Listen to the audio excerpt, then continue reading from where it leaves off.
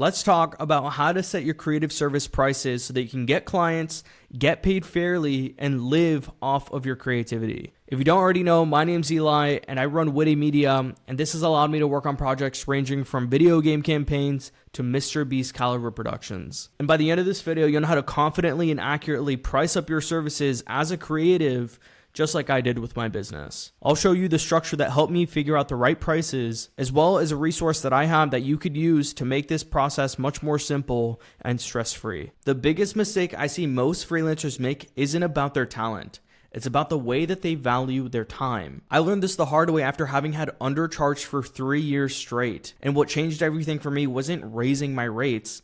It was understanding what goes into my rates. This is the difference between people who get paid what they're worth and people who don't. It's knowing the true cost of your labor. Your labor value isn't just some random number that you pull out of the internet. It's a strategic calculation that can make or break your business. It's because every project has visible and invisible components that affect its true cost. This is a realistic assessment as to how you value yourself as a freelancer, based on things like the quality of your work, your experience level, and even things like your demand. And while these things might seem like abstract concepts, you can actually justify them with tangible evidence or proof, like your portfolio, your cover letters, or your resumes. But this is just the beginning.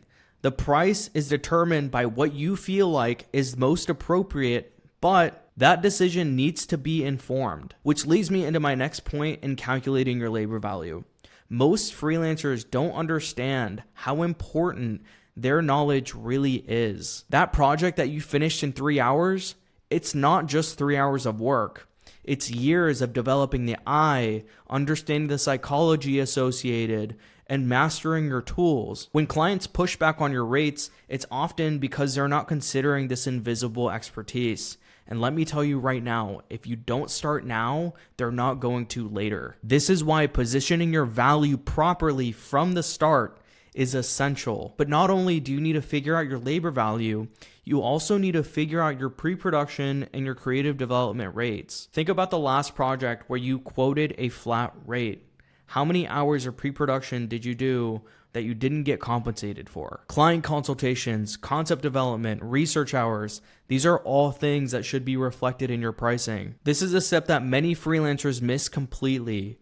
This takes a fair approach for the client while ensuring that you're getting paid for your time, your effort, and your expertise. The way that you explain what you do, show your process, and talk about the things that you know really affects how much clients are willing to pay you. The best freelancers don't just make great work. They also can clearly explain the reasoning and the thinking behind their work. When you really show that you understand what it is that you're doing, clients will see you as more valuable and be willing to pay you more. But always remember that real confidence will come from really knowing your stuff. Clients can tell by the way that you carry yourself when you know what you're doing, but at the same time, they could also tell whenever you're faking it. So always work hard to understand your craft well, and it'll translate in the confidence that you have whenever you're speaking to your clients. Now let's talk about the second piece, which is just as important as your labor value. It's your cost of sale. Now, how are you going to get paid for all the equipment that you spent to be able to complete the project? You're losing out on a lot of money if you don't add this into your pricing. Your cost of sale is all the costs involved in completing a project. Take, for example, your equipment. It depreciates in value every single time it's used for a job. There's a very easy calculation that we could do to figure out our cost of sale, which includes our materials used, the equipment used, your labor value, and lastly, your travel costs. Each of these factors plays their own role in figuring out what it actually costs to finish a project. And what about those software subscriptions? They're silently eating at your profits if you aren't accounting for them properly. These hidden costs are the reason why many talented professionals are struggling to make their business sustainable. Even something as simple as your travel costs. You should absolutely be factoring these into your pricing. Not only is this a way for you to make the most money out of your project, but it also communicates to your client that you are a professional who takes everything into consideration. Once you properly calculate your cost of sale, you'll never have to worry about undercharging again. You'll be able to confidently present prices to clients, knowing exactly what you need to charge to maintain a sustainable business. So now that you understand your labor value and your cost of sale, you might be thinking, okay, but how do I actually apply this to my business? That's where most freelancers get stuck.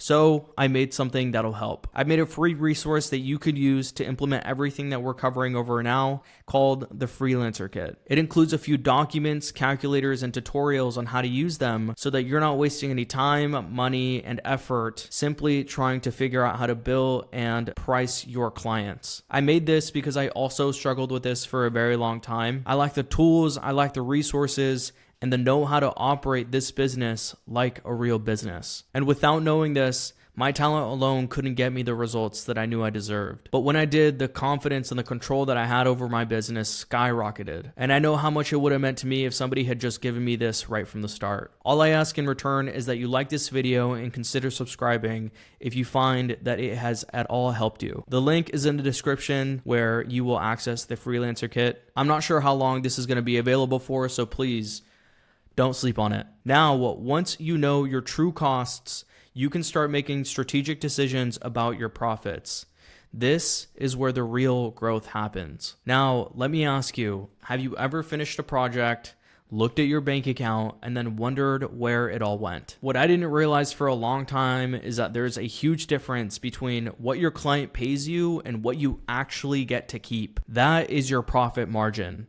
And if you're not calculating this right, you're probably working for way less than you think. Let me give you an example. If you sell a cup of coffee for $5 and it costs you $2 to make it, you're keeping $3. That's a 60% profit margin. It sounds pretty simple, but here is where it gets tricky with creative work. When I started my business, I thought that making money was super easy. You charge the client, you do the work, you keep the money, you pay your taxes. But I was wrong. And I see this mistake happen everywhere. But here's what's really happening.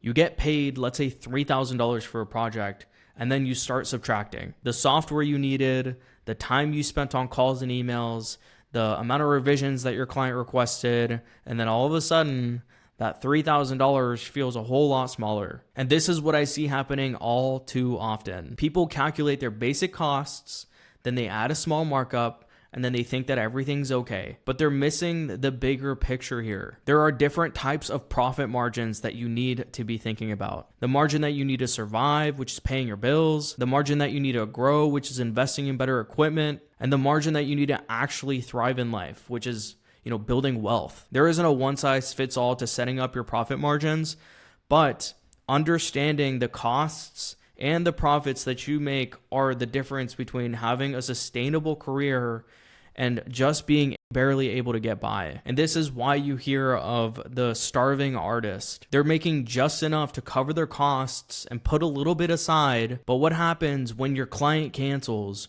or you need to upgrade your equipment, or you need to go on vacation? The real danger isn't in not making enough. It's in thinking that you're making enough when in all reality, you're just making ends meet. If you don't pay attention to your profits, it's likely that you're probably going to burn out because you keep going from project to project, and eventually it'll catch up with you in the situation that, let's say you end up trying to open up your own studio or hiring somebody and you can't pay your employees or your freelancers because you're not able to bring in money. You're not able to sustain yourself. So it's super important that we pay attention to that too. When I figured this part out, everything had changed. It wasn't just about making more money anymore. It was about, really trying to build my business, having actual freedom, being able to take on the jobs that I actually felt fulfilled with. There was no more panic whenever clients asked what my rates were. I wasn't worried about if I charged enough. It was just confidence. And also, because I didn't mention before, the Freelancer Kit is going to go over the profit margins. So hopefully you can